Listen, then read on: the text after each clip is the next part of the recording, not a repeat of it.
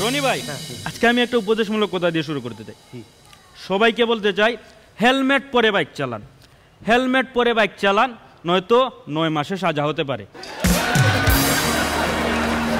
কি ভাই ভাই সেদিন আমার বন্ধু কালা মাসুম, যার কথা বলছিলাম আমাকে, বন্ধু কালা মাসুম আমাকে বলছে, বন্ধু আমার গার্লফ্রেন্ডকে আমি একটা কিছু গিফট দিতে চাই যাতে স্পেশাল হয়, আমাকে একটা আইডিয়া দে কি গিফট দেওয়া যায়।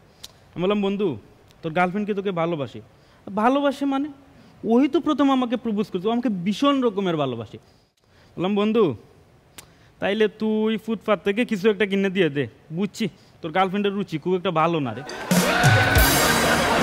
ফারিয়াপু কালকে গেছে শপিং মলে, দেখেছিল না কালকে ফারিয়াপু শপিং মলে গেছেন কাপড় কিনতে, কাপড়ের দোকানে গেছেন, কাপড়ের দোকান গিয়ে ভাইয়া আমাকে স্কিন কালার একটা জামা দেখান।